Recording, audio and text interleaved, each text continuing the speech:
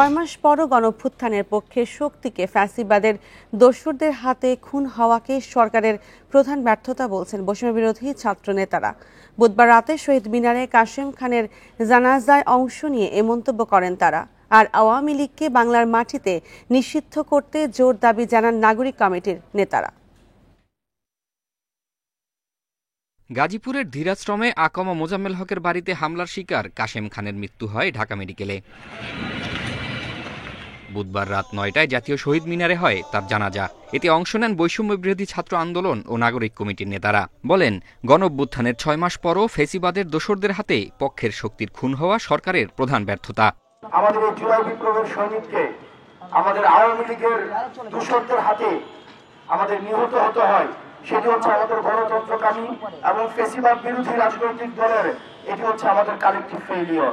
আমাদের চারিদিকে আওয়ামী অপরাধের যে বৈধতা উৎপাদনের যে ইনস্ট্রুমেন্টগুলো রয়েছে সেগুলো আবার অ্যাক্টিভেট হয়েছে। নাগরিক কমিটির নেতারা বলেন, বাংলার মাটিতে আওয়ামী লীগকে দ্রুতই নিষিদ্ধ করতে হবে। সরকার না পারলে ছাত্ররাই ফেসিবাদের দোসরদের দমন করবে বলেও হুঁশিয়ারি দেন তারা। বাংলাদেশে যারা গণহত্যা চাপিয়ে দিয়েছে, আমাদের ভাইদেরকে এখনো শহীদ করছে, সে আওয়ামী লীগ বাংলাদেশে রাজনীতি করবার আর বিন্দু পরিমাণ কোনো অধিকার রাখে না। আমাদের ভাইদের উপর হামলা করছেন, প্রত্যেকটা অন্তর্বর্তীকালীন সরকারকে অবিলম্বে চিহ্নিত করে গ্রেফতার করতে হবে। যদি তারা এই কাজে ব্যর্থ হন, আমরা হুঁশিয়ারি দিয়ে জানিয়ে রাখতে চাই, বাংলাদেশের ছাত্র জনতা বিপ্লবীরা বিপ্লবকে সম্পূর্ণ করার কাজ নিজেদের হাতে তুলে নেবে। দেশি বিদেশি শক্তির ব্যবহার করে শেখ হাসিনাকে বিচারের কাঠগড়ায় দাঁড় করাতে সরকারের প্রতি আহ্বান জানান ছাত্রনেতারা। জাহিদুল ইসলাম, ইন্ডিপেন্ডেন্ট নিউজ, ঢাকা। গুম, খুন আর নির্যাতনের মধ্যযুগীয় বর্বরতার এক ঘৃণিত অধ্যায় আয়নাঘর। আলো বাতাসহীন ওই বন্দিশালায় গুম করা ব্যক্তিদের রাখা হতো কোনো তথ্য প্রমাণ না রেখেই, যেখানে কেউ ছিলেন প্রায় 1 দশক, কেউ বা ফিরেছেন মৃত্যুর খুব কাছ থেকে। নির্যাতন সহ্য করতে না পারে অনেকেই চলে গেছেন না ফেরার দেশে। গায়েব করা হয়েছে মরদেহ। ভয়াবহ এসব তথ্য জানান গুমের শিকার ব্যক্তিরা। প্রতিরক্ষা বাহিনীর কাউন্টার টেররিজম ইন্টেলিজেন্স ব্যুরো সিটিআইবির গোপন আটক কেন্দ্র আয়নাঘর, যার অবস্থান ঢাকা সেনানিবাসে। এখানে কক্ষ 16টি, একসঙ্গে বন্দি রাখা যায় 30 জনকে। সুইডেন ভিত্তিক পোর্টাল নেত্র নিউজ প্রথমে তুলে ধরে আয়নাঘরে বলপূর্বক গুমের শিকার ব্যক্তিদের আটক ও নির্যাতনের তথ্য। আয়নাঘর শুনতে যতটা সাদামাটা, ততটাই ভয়ঙ্কর ও রহস্যময়। এই আয়নাঘরের কক্ষগুলো আলো বাতাসহীন, সারাক্ষণ ঘর ঘর শব্দে চলত ফ্যান। আয়নাঘর থেকে খুব কম বন্দী মুক্তি পেয়েছেন। অনেকেই এনকাউন্টারের শিকার। অত্যাচার সহ্য করতে না পেরে অনেকেই মারাও গেছেন। তাদের মরদেহ গায়েব করা হতো, খাতা কলমে রাখা হতো না বন্দীদের তথ্য। শেখ হাসিনার আস্থাভাজনরাই এর দায়িত্ব পেতেন। অন্তর্বর্তী সরকারের প্রধান উপদেষ্টা অধ্যাপক মোহাম্মদ ইউনুস বিদেশি গণমাধ্যমের সাংবাদিক ও ভুক্তভোগীদের নিয়ে আয়নাঘর পরিদর্শন করেছেন। সে সময় তার সঙ্গে ছিলেন 6 জন উপদেষ্টা, গুম কমিশনের প্রধানসহ 5 জন ও গুমের শিকার 8 জন। এ সময় বন্দিশালায় আটক ব্যক্তিরা প্রধান উপদেষ্টাকে নির্যাতনের বিভিন্ন ঘটনার বর্ণনা তুলে ধরেন। ঘুরে ঘুরে দেখান নির্যাতনের বিভিন্ন কক্ষ। দেখেছেন নির্যাতনে ব্যবহৃত বৈদ্যুতিক চেয়ার, দেয়ালে লেখা কলেমা, দাগ কাটা দিনের পরিসংখ্যান সহ বহু কিছু। সারা দেশে 700 থেকে 800 আয়নাঘরের তথ্য প্রধান উপদেষ্টার প্রেস উইংয়ের। Zahidul Bashar, Independent News, Dhaka. বড় পরিসরে সংস্কারের উদ্যোগ নেওয়া এই সরকারের জন্য সঠিক হয়নি বলে মন্তব্য করেছেন বিএনপি নেতারা। সময় বেশি নিলে প্রতি বিপ্লবের আশঙ্কা বাড়ে বলেও মনে করেন তারা। বুধবার রাজধানীতে এক অনুষ্ঠানে এসব কথা বলেন বিএনপি নেতারা। এই সময় রাজনৈতিক ঐক্য বিনষ্টের নানা ষড়যন্ত্রের বিরুদ্ধে সবাইকে ঐক্যবদ্ধ থাকারও আহ্বান জানান বক্তারা। সংকট থেকে মুক্তি পেতে রাজনৈতিক ঐক্যমত্যের বিকল্প নেই শীর্ষক এ আলোচনার আয়োজন করে নাগরিক ঐক্য। মোটামুটি আশ্বস্ত করেছে। রাজধানীর একটি হোটেলে আয়োজিত অনুষ্ঠানে যোগ দেন বিএনপি সহ বিভিন্ন রাজনৈতিক দল এবং বিভিন্ন শ্রেণী পেশার প্রতিনিধিরা। এই সংবিধানের আলোকে আমরা পথ চলবো না নতুন সংবিধান গড়ব, তো এই বিতর্ক আমার মনে হয় এটা খুব মৌলিক প্রশ্ন, ফায়সালা হওয়া দরকার। অনুষ্ঠানের শুরুতেই সমসাময়িক ইস্যুতে নিজেদের মতামত তুলে ধরেন বক্তারা। তারা বলেন, গণতন্ত্রের বাইরে দেশে অন্য কোনো তন্ত্রমন্ত্রের কোনো সুযোগ নেই। ক্ষমতার ছায়াতল আর কোন দেশি বিদেশি মিলিয়ে কোন ষড়যন্ত্রের রূপ দিতে চায়, কোন মাইনাস টাইনাস ফর্মুলা আনতে চায়, বাংলাদেশের মানুষ এটাকে একেবারে তুড়ি মেরে উড়িয়ে দিবে। আওয়ামী লীগ যেভাবে নির্বাচন ব্যবস্থা ধ্বংস করে রিকনসিলিয়েশনের মধ্য দিয়ে আসা ছাড়া তারা কিভাবে এই বিদ্যমান সিস্টেমের মধ্য দিয়ে আবার নির্বাচনে অংশ নিতে পারে। বিএনপি নেতারা মনে করেন, সরকারের উচিত ছিল শুধু নির্বাচন আয়োজন ও আইন শৃঙ্খলা রক্ষায় মনোযোগ দেয়া। দরকার ছিল নিত্যপণ্যের দাম হাতের নাগালে রাখা। এ সময় দ্রুত নির্বাচন দিতে সরকারের প্রতি আহ্বানও জানান তারা। গণঅভ্যুত্থানের পরে কাউন্টার গণঅভ্যুত্থান হতে পারে, নির্বাচন হলো একমাত্র সমাধান। সেই সমাধানের দিকে আগানো উচিত। সরকারের ক্যানভাসটাকে ছোট করে নিয়ে আসা উচিত। কথিত স্বৈরাচার প্রচুর পুঁজি নিয়ে একটি দেশে বসে আছে, অপারেট করছে, ভাষণ দিচ্ছে, আমাদের এই যে ইয়াং ছেলেপিলেরা রিয়্যাক্ট করছে। আমি মনে করি রিয়াকশনের দরকার ছিল না। সেহেতু তার একটা তৎপরতা থাকবে বাংলাদেশের মধ্যে, আমাদের মধ্যে অনৈক্য সৃষ্টি করার। এখন পর্যন্ত সার্বিক দিক বিবেচনায় বর্তমান সরকারের অধীনে সুষ্ঠু নির্বাচন সম্ভব বলেও মনে করেন বিএনপি নেতারা। মাহমুদ শরীফ, ইন্ডিপেন্ডেন্ট নিউজ, ঢাকা।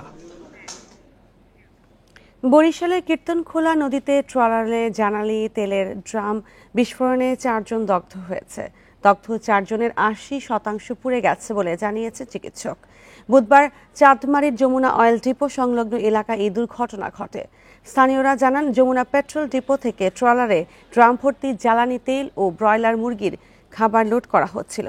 এ সময় হঠাৎ বিকট শব্দে তেলের কয়েকটি ব্যারেল বিস্ফোরিত হয়। এতে ধোঁয়ার আচ্ছন্ন হয়ে যায় ট্রলারটি। খবর পেয়ে ফায়ার সার্ভিসের 4টি ইউনিট আধা ঘন্টার চেষ্টায় আগুন নিয়ন্ত্রণে আনে। এই ঘটনায় ট্রলারে থাকা 6 জনের মধ্যে 4 জন অগ্নিদগ্ধ হয়েছে। প্রাথমিক চিকিৎসা নিয়ে তাদের ঢাকায় পাঠানো হয়েছে। আহতরা সবাই নোয়াখালীর হাতিয়ার বাসিন্দা।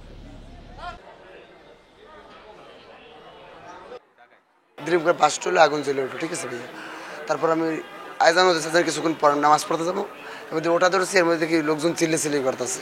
আমরা এটা বিস্তারিত খোঁজখবর নিচ্ছি এবং অধিকতর তদন্ত করতেছি, এর পিছনে কারো কোনো গাফিলতি আছে কিনা। এখন প্রাথমিকভাবে এদের প্রপার চিকিৎসাটা মেনটেন করা, এটার খোঁজখবর নিচ্ছি যাতে তারা সঠিক চিকিৎসাটা পায়। আর এই বিষয়ে আরো জানাতে বরিশাল থেকে যুক্ত হচ্ছেন সহকর্মী আলামিন। আলামিন, প্রত্যক্ষদর্শীরা কি বলেছেন এবং কর্তৃপক্ষ এই বিষয়ে কি বলেছেন?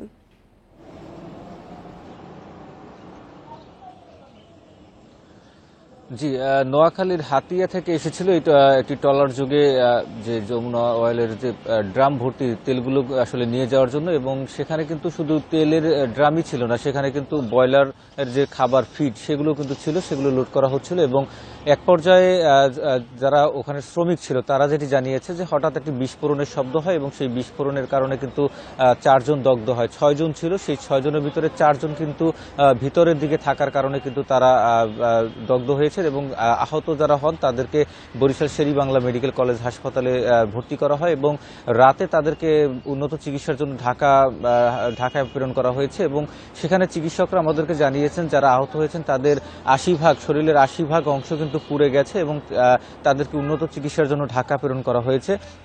আমরা কথা বলেছিলাম ফায়ার সার্ভিসের সাথে। ফায়ার সার্ভিস যেটি বলছে যে আসলে ঘটনাটি কি কারণে ঘটলো এবং কি বিষয় নিয়ে এই ঘটনাটি ঘটলো সেই বিষয়টি কিন্তু তারা তদন্ত করছেন। প্রাথমিকভাবে তারা যেটি জানিয়েছেন যে তারা খবর পাওয়ার সাথে সাথে ফায়ার সার্ভিসের নৌ যে বোটটি রয়েছে সেটি সহ 4টি ইউনিট কিন্তু ঘটনাস্থলে যায় এবং চাঁদমারি এলাকায় যে ঘটনাটি ঘটে সেখানে কিন্তু আসলে এই ট্রলারটি অর্থাৎ এটিকে কিন্তু আসলে নোঙর করা ছিল, সেটিকে দড়ি কেটে নদীতে ভাসিয়ে দেওয়া হয়। পরবর্তীতে সেটি বরিশাল নগরীর যে 30 গোডাউন এলাকা রয়েছে সেখানে নিয়ে আসার পরে কিন্তু আগুন নিয়ন্ত্রণে আনা সম্ভব হয়। আমরা যখন রাতে সেই ঘটনাস্থলে যাই তখন কিন্তু আমরা দেখেছি যে ফায়ার সার্ভিস আগুনের পুরোপুরি নিয়ন্ত্রণে আনতে সক্ষম হয় এবং বর্তমানে কিন্তু আসলে সেখানকার যে অন্যান্য যে তেলের ড্রামগুলো ছিল সেটি কিন্তু সুরক্ষিত রয়েছে এবং মুরগির যে ব্রয়লারের যে খাবারের যে ফিডগুলো রয়েছিল সেগুলো কিন্তু আসলে অক্ষত ছিল। তবে এই ঘটনায় যে 4 জন দগ্ধ হয়েছে তাদেরকে উন্নত চিকিৎসার জন্য বরিশাল শের-ই-বাংলা মেডিকেল কলেজ হাসপাতাল থেকে ঢাকায় প্রেরণ করা হয়েছে এবং সর্বশেষ তারা তদন্ত সাপেক্ষে বলতে পারবেন যে ঘটনাটি কি ঘটেছিল। বরিশাল থেকে জানাচ্ছিলেন সহকর্মী আলামিন। ঢাকা উত্তর সিটি কর্পোরেশনের নতুন প্রশাসকের দায়িত্ব পেয়েছেন বেসরকারি গবেষণা প্রতিষ্ঠান রিভার অ্যান্ড ডেল্টা রিসার্চ সেন্টারের চেয়ারম্যান মোহাম্মদ এজাজ। তাকে আগামী 1 বছরের জন্য ঢাকা উত্তর সিটির পূর্ণকালীন প্রশাসক হিসেবে চুক্তিভিত্তিক নিয়োগ দিয়ে প্রজ্ঞাপন জারি করেছে স্থানীয় সরকার বিভাগ। বুধবার স্থানীয় সরকার বিভাগের উপসচিব মাহবুব আইরিন স্বাক্ষরিত এক প্রজ্ঞাপনে এ তথ্য জানানো হয়। এতে বলা হয়, আইন অনুযায়ী তিনি সিটি কর্পোরেশনের মেয়রের ক্ষমতা প্রয়োগ ও দায়িত্ব পালন করবেন। বিধি অনুযায়ী মাসিক সম্মানী ভাতা এবং অন্যান্য ভাতা পাবেন তিনি। এজাজ বর্তমান প্রশাসক সরকারি কর্মকর্তা মোহাম্মদ মাহমুদুল হাসানের স্থলাভিষিক্ত হবেন।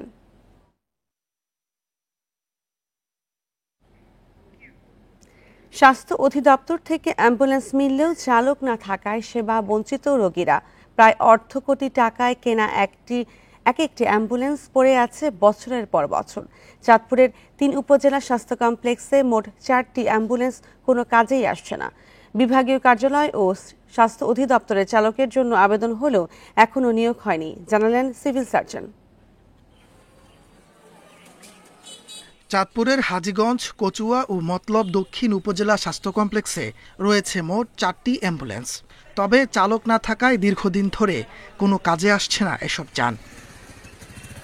এদিকে অ্যাম্বুলেন্স না থাকায় ভোগান্তিতে এলাকার রোগীরা।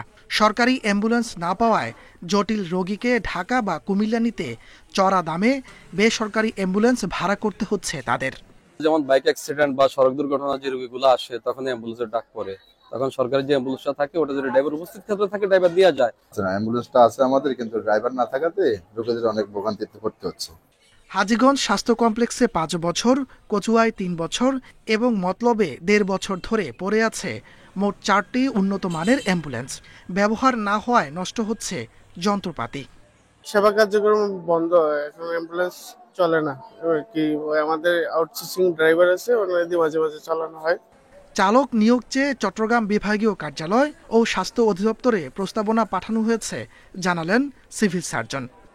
এই জেলা বাদ দিয়ে অন্য কোনো উপজেলা যেখানে অ্যাম্বুলেন্স নেই কিন্তু চালক আছে, যদি আমাদেরকে ওই ধরনের 3 জন চালক যদি পাওয়া যায় আমাদের এই সমস্যার সমাধান হচ্ছে। রেগুলার বেসিসে ড্রাইভার আনার আমরা একটা প্রস্তাবনা আমাদের বিভাগীয় কার্যালয়ে পাঠিয়েছি, স্বাস্থ্য অধিদপ্তরে পাঠিয়েছি। আশা করি হয়তো অচিরে আমরা ড্রাইভার পেয়ে যাব। হাজীগঞ্জ স্বাস্থ্য কমপ্লেক্সে একটি, মতলব দক্ষিণে একটি ও কচুয়ায় 2টি অ্যাম্বুলেন্সের কোনো চালক নেই।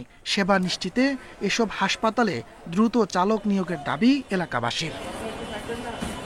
Independent news. আর এই বিষয়ে আরো জানাতে চাঁদপুর থেকে যুক্ত হচ্ছেন সহকর্মী মনিরুজ্জামান বাবলু। বাবলু, এই সমস্যার বিষয়ে হাসপাতাল কর্তৃপক্ষ কি বলছে? চাঁদপুরের 3টি উপজেলায় 4টি অ্যাম্বুলেন্স পড়ে রয়েছে। আমরা প্রতিবেদনে যেমনটি দেখেছি, এই বিষয়ে কর্তৃপক্ষ বলছেন যে তারা একাধিকবার আবেদন করেছেন স্বাস্থ্য মন্ত্রণালয় এবং বিভাগীয় যে কার্যালয় সেখানেও অবহিত করা হয়েছে, কিন্তু এই মুহূর্তে বা দীর্ঘ কয়েক বছর ধরেই বিভিন্ন স্থানে অ্যাম্বুলেন্সের চালক নিয়োগ বন্ধ রয়েছে, এই জন্য নিয়োগ করা হচ্ছে না। তবে যেই অ্যাম্বুলেন্স গুলো পড়ে রয়েছে, এতে পড়ে থাকার কারণে যে অ্যাম্বুলেন্সে যে যন্ত্রপাতি নষ্ট হওয়ার আশঙ্কা রয়েছে এবং অ্যাম্বুলেন্স গুলোর কারণ রোগীরা যে সেবা পাচ্ছেন না সেই বিষয়টি আমরা স্পষ্ট। আমি এই মুহূর্তে রয়েছি চাঁদপুরের হাজীগঞ্জ উপজেলা স্বাস্থ্য কমপ্লেক্সে। এখানকার যে স্বাস্থ্য কর্মকর্তা রয়েছেন আহমেদ তানভীর হাসান, তিনি বলছেন যে তিনি যোগদান করার পরও তিনি একাধিকবার আবেদন করেছেন এবং এর পূর্বে যারা ছিলেন এখানে দায়িত্বে তারাও আবেদন করেছেন, কিন্তু কর্তৃপক্ষ থেকে কোনো সাড়া মিলছে না। আর এখানে এই উপজেলায় প্রতিদিন কিন্তু কয়েকশো রোগী এখানে আসছেন সেবা নিতে, তার মধ্যে প্রতিদিন 8 থেকে 10 জন রোগীকে অন্যত্র জরুরি সেবার জন্য পাঠাতে হয়, সেই জন্য প্রাইভেট অ্যাম্বুলেন্সের উপরে নির্ভর করতে হয়। এভাবেই চাঁদপুরের কচুয়া এবং মতলব দক্ষিণ এই 3টি হাসপাতালে এভাবেই রোগীদের সেবার জন্য প্রাইভেট অ্যাম্বুলেন্সের উপরে নির্ভর করতে হয়। এতে কিন্তু রোগীদের সময় এবং অর্থ দুটি অপচয় হচ্ছে। এই বিষয়ে জেলা সিভিল সার্জন জানিয়েছেন তিনি চেষ্টা করছেন এবং শীঘ্রই এই সমস্যাগুলো নিরসনের চালক নিয়োগের ব্যবস্থা করতে আশ্বাস করেছেন। চাঁদপুরে অ্যাম্বুলেন্স সংকট নিয়ে জানাচ্ছিলেন সহকর্মী মনিরুজ্জামান বাবলু। জুলাই আন্দোলনের সময় থেকে ভেঙে পড়েছে চট্টগ্রামে পুলিশের সিসিটিভির নজরদারি। ভাঙচুর, চুরি ও যান্ত্রিক ত্রুটিতে শহর জুড়ে বসানো 700 সিসি ক্যামেরায় কোনোটি আর কাজ করছে না। কর্মকর্তারা বলছেন, প্রতিবেদন তৈরি না হওয়ায় বাজেট সহ নানা সীমাবদ্ধতায় ক্যামেরাগুলো এখনো সচল করা যায়নি। বিশ্লেষকরা বলছেন, সিসি ক্যামেরা না থাকার সুযোগে নাশকতা ও অপরাধ ঘটাতে পারে বিভিন্ন গোষ্ঠী। সিসিটিভি ক্যামেরা থাকলেও সংযোগ বিচ্ছিন্ন, কোথাও আবার শুধু তার ঝুলছে, নেই ক্যামেরা। এমন দৃশ্য চট্টগ্রাম নগরীর বিভিন্ন গুরুত্বপূর্ণ মোড় আর সড়কে। চট্টগ্রাম মেট্রোপলিটন পুলিশের বসানো 700 সিসি ক্যামেরার প্রায় সবগুলোরই এমন দশা। জুলাইয়ে ছাত্র জনতার আন্দোলনের সময়ে ভাঙচুর, চুরি ও যান্ত্রিক ত্রুটির কারণে ভেঙে পড়েছে নগরীর সিসিটিভি নজরদারির ব্যবস্থা। এতে হুমকিতে পড়েছে নাগরিক নিরাপত্তা। এখানেও কয়েকদিন আগে সকালবেলা একটা হাইজ্যাক হয়েছে, কিছু নাই, পুলিশ ধরবে কিভাবে, শনাক্ত করবে কিভাবে? সিকিউরিটিগুলো থাকবে, আমাদের জীবনযাত্রা চলাফেরা করতে আমাদের স্বাচ্ছন্দ্যবোধ মনে হইতো। এখন আমরা একটু রিস্কে আছি। এসব ক্যামেরা অচল থাকায় বিপাকে আইন শৃঙ্খলা বাহিনী। অপরাধের তদন্তে কোনো কাজে আসছে না পুলিশের কেন্দ্রীয় সিসিটিভি মনিটরিং সেন্টার। অপরাধী চিহ্নিত করতে বেগ পেতে হচ্ছে পুলিশকে। এ সমস্যা সমাধানে কাজ চলছে, জানালেন কর্মকর্তা। সিসিটিভির যে সুবিধাটা সেটা কিন্তু আমরা এই মুহূর্তে পাচ্ছি না। তো আমাদের এই বিষয়টা মাথায় রয়েছে, আমরা আবারও যাতে আমাদের সিসি ক্যামেরাগুলোকে ঢেলে সাজাতে পারি, বিশেষ করে আমাদের শহরে যে গুরুত্বপূর্ণ যে পয়েন্টগুলো রয়েছে সেগুলোকে যাতে আমরা সিসি ক্যামেরার আওতায় নিয়ে আসতে পারি। সিসিটিভি নজরদারি না থাকায় নাগরিকদের নিরাপত্তা ঝুঁকি তৈরি হচ্ছে, বললেন নিরাপত্তা বিশ্লেষক। এ সুযোগে বিভিন্ন গোষ্ঠী অপরাধ ও নাশকতা করতে পারে, তাই দ্রুত এসব ক্যামেরা সচল করার তাগিদ তার। নাগরিক নিরাপত্তা নিশ্চিত করার জন্য এই সিসি ক্যামেরাগুলো অবিলম্বে চালু করা উচিত। অন্যথায় একদিকে পুলিশ যেমন অসহায় বোধ করবে অপরাধী শনাক্তে, আর অপরাধীরা সেখানে উৎসাহিত হবে অপরাধ সংগঠন করার জন্য। 2021 সালে চট্টগ্রাম নগরীর 16টি থানার 700 স্পটে এসব সিসি ক্যামেরা স্থাপন করে CMP. Abdullah Rakib, independent news, Chittagong. অবিশ্বাস্য হলেও মাত্র 1 টাকায় এখনো পাওয়া যায় চা পেঁয়াজু। 3 দশক ধরে খাবারের দাম 1 টাকাও না বাড়িয়ে অনন্য নজির গড়েছেন নীলফামারীর সন্ন্যাসীতলা বাজারের ব্যবসায়ী আপন আহমেদ। স্বীকৃতি হিসেবে পেয়েছেন কনজিউমার অ্যাওয়ার্ড। দাম না বাড়ানোয় লাভ কমেছে, তবে মানের সাথে কোনো আপোষ হয়নি, জানালেন এ ব্যতিক্রমী ব্যবসায়ী। নীলফামারী সদরের খোকসাবাড়ির সন্ন্যাসীতলা বাজার। 1995 সালে এ বাজারে ভাই ভাই টি স্টোর খোলেন আপন আহমেদ। প্রতি কাপ চা 1 টাকা আর প্রতিটি পেঁয়াজও 1 টাকায় বিক্রি শুরু করেন তিনি। গত 30 বছরে দেশের সবকিছুর দাম বাড়লেও সেই 1 টাকাতে চা আর পেঁয়াজও বিক্রি করে যাচ্ছেন আপন। সময়ের সাথে বেড়েছে আপনের এই ব্যতিক্রমী উদ্যোগের জনপ্রিয়তা। প্রতিদিন বিকেল থেকে গভীর রাত পর্যন্ত চলে চা পেঁয়াজু বিক্রি। স্থানীয়দের পাশাপাশি দূরের অনেক যাত্রীও পথের মাঝে থেমে খেয়ে যান চা পেঁয়াজু। আমার জন্মের পর থেকে দেখতেছি 1 টাকার বড় 1 টাকার চা বিক্রি হচ্ছে। আমার বয়স এখন 22 বছর, এখনও দেখতেছি 1 টাকার বড় 1 টাকার চাই বিক্রি হচ্ছে। এই খাবারের জন্য আশেপাশের বিভিন্ন জায়গা থেকে লোকজন এখানে এই 1 টাকার চা 1 টাকা পেঁয়াজি খাওয়ার জন্য আসে। এত কম মূল্যে এত ভালো কোয়ালিটি, মানে এত ভালো পরিবেশে ওনারা বিক্রি করে, এটা আমি দেখে এখন অবাক হয়ে গেছি। প্রতিদিন 25 কেজি ডালে 7 থেকে 9 হাজার টাকার পেঁয়াজও বিক্রি হয়, জানান আপন। সময়ের সাথে সবকিছুর দাম বাড়লেও খাবারের দাম না বাড়ানোই সীমিত হয়েছে লাভ। তবে দাম না বাড়ানোর সিদ্ধান্তে এখনো অনড় এই ব্যবসায়ী। দূর দূরান্ত থেকে লোকজন আসে, তাদের সাথে মিশি, এটাও আমার একটা মনে আনন্দ এবং সবার সাথে কথাবার্তা বলি, এই জন্যে বন্ধ করতে পারতেছি না। চলবে, আমার আশা করি যে এভাবে চালিয়ে আসবো আর কি। আপন আহমেদের চায়ের দোকানের জন্য এলাকার পরিচিতি বেড়েছে, এতে খুশি তার স্বজন ও এলাকাবাসী। আমি স্কুল শেষে আমার বাবাকে এসে সাহায্য করি এবং দূর দূরান্ত থেকে অনেক লোক আসে, তারা আমার বাবার এই পেঁয়াজু খেয়ে অনেক প্রশংসা করে, সেটা আমাকে অনেক ভালো লাগে। আপন আহমেদের এই 1 টাকা চা 1 টাকা পেঁয়াজুর এই দোকানটির জন্য আমাদের নীলফামারীকে সারা বাংলাদেশ ভিন্নভাবে চিনি। 2023 সালে জেলা শ্রেষ্ঠ খাদ্য ব্যবসায়ীর স্বীকৃতি হিসেবে আপন আহমেদ পেয়েছেন Council of Consumer Rights Bangladesh CRB পুরস্কার। Independent News. কালোমুখ হনুমান, ভুবনচিল, কালেম পাখি সহ 38টি দেশি বিপন্ন প্রাণীর প্রকৃতিতে খুঁজে পেল নিজের ঠিকানা। তাদেরকে উদ্ধার করা হয় বগুড়ার কাহালুর রাবেয়া পার্কের মিনি চিড়িয়াখানা থেকে। উদ্ধার অভিযানের পর বন বিভাগ জানায় প্রাণীদের অবৈধভাবে আটকে রাখা হয়েছিল। দেড় মাস আগে পাচারকারীদের কাছ থেকে সংগ্রহ করা হয় এসব প্রাণী। ধারণা করা হয় বিপন্ন এই প্রাণী ধরা হয়েছে দেশের বিভিন্ন অঞ্চল থেকে। এদের মধ্যে কালোমুখ হনুমান বন্যপ্রাণী সংরক্ষণ আইন অনুযায়ী সংরক্ষিত প্রাণী। এই প্রাণী বন্দি করে প্রদর্শনী দণ্ডনীয় অপরাধ। অথচ বন্দি রেখে প্রদর্শন করে দেদারসে টাকা কামিয়েছে বগুড়ার কাহালু উপজেলার নতুন নির্মাণ করা রাবিয়া পার্কের মিনি চিড়িয়াখানা। শুধু কালোমুখ হনুমান নয়, সংরক্ষিত কালেম পাখি, কালোডানা ভুবন চিল বাচ্চা সহ ধরে এনে আটকে রাখা হয়েছিল এই চিড়িয়াখানাতে।